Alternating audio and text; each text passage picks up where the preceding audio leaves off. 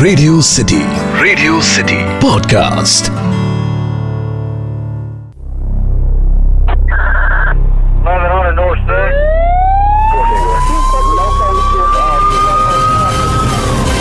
Radio city पर city crime.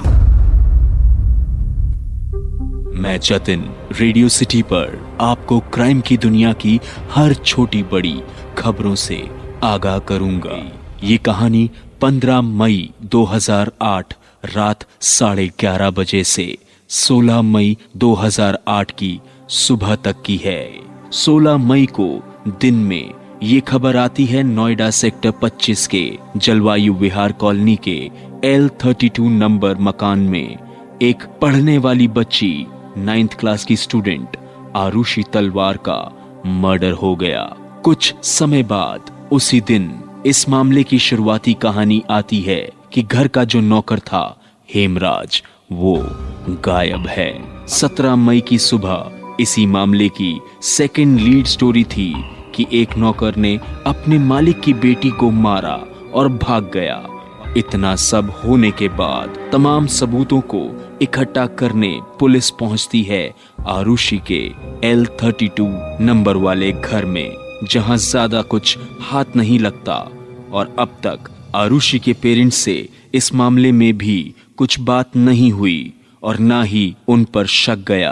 अब यहां से कहानी शुरू होती है, एक ऐसी कहानी जो FIR के रूप में है, फोरेंसिक के रूप में है, अदालती पन्नों में है कि 15 मई की रात डॉक्टर राजेश तलवार, डॉक्टर नुपुर तलवार, उनकी बेटी आरुषि जो 9th क्लास में पढ़ती थी, और एक नौकर हेमराज जो नेपाल का रहने वाला है, उस रात ये चारों उस L32 मकान में मौजूद थे।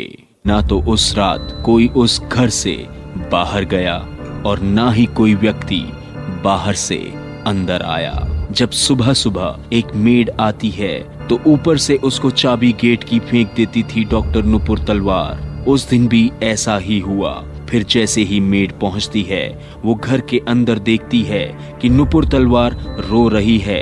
मेड के पूछने पर सिर्फ एक ही जवाब मिलता है कि देखना, हेमराज ने आरुषि को मार दिया। दूसरी तरफ जब डॉक्टर राजेश तलवार ने सुबह उठकर ये देखा तो उनका कहना था कि सबसे पहले उन्होंने अपने जानने वालों को कॉल किया, लेकिन पुलिस को नहीं किया था। पुलिस को तकरीबन क्राइम होने के 45 मिनट बाद किसी और ने कॉल किया था। पुलिस आती है और पुलिस के घर में एंट्री लेते ही नुपुर तलवार और राजेश तलवार पहली लाइन यही कहते हैं कि ये हमारा नौकर हेमराज देखिए कैसे मारकर भाग गया। और उसी दिन नोएडा पुलिस की एक टीम बनाई गई जो नेपाल की तरफ रवाना हुई। इधर उसी दिन पोस्टमार्टम हुआ और अब सब विधि पूरी करने के लिए आरुषि के घर वाले हरिद्वार को रवाना हुए।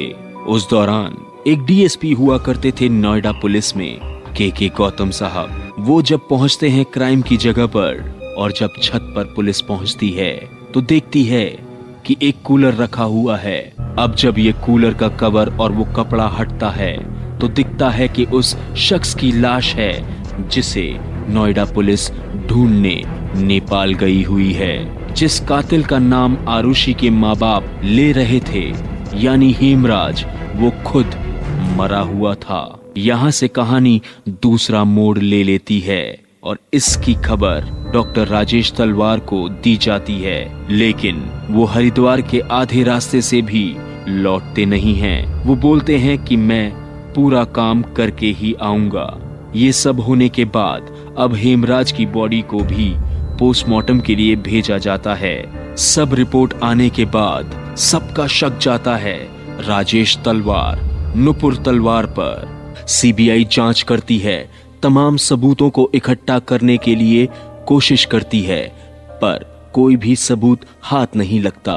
फिर एक दिन अचानक साल 2012 में CBI अपनी एक क्लोजर रिपोर्ट सबमिट करती है और जिसमें ये कहती है कि हमें पूरा यकीन है कि क्राइम डॉक्टर राजेश तलवार और डॉक्टर नुपुर तलवार ने ही किया है, लेकिन उनके खिलाफ कोई सबूत नहीं है, बस कहानियां हैं। अब अदालत ने इस रिपोर्ट को चार्जशीट में बदलने का आदेश दिया सीबीआई को। फिर इस पर मुकदमा चला। लगभग नवंबर 2013 में लोअर कोर्ट का फैसला आता है और डॉक्टर राजेश तलवार और नुपुर तलवार को उम्र कैद की सजा दी जाती है। मामला इलाहाबाद हाई कोर्ट में जाता है। तब हाई कोर्ट लोअर कोर्ट को हड़का देता है कि आपके पूरे जजमेंट में कहानियां हैं, लेकिन किसी भी सस्पेक्ट के खिलाफ आपके पास सबूत नहीं है जिससे उसे असली में मुजरिम करार दिया जाए। अब जाहिर सी बात है कि डॉक्टर राजेश तलवार और डॉक्टर नुपुर तलवार को बरी कर दिया जाता है। अब ये मामला सुप्रीम कोर्ट में पहुंचता है।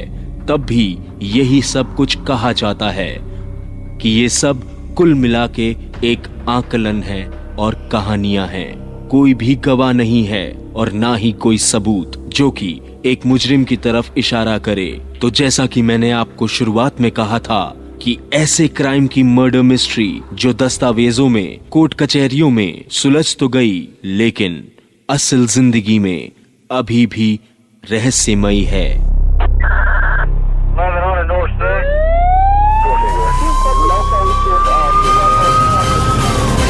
रेडियो सिटी पर सिटी क्राइम।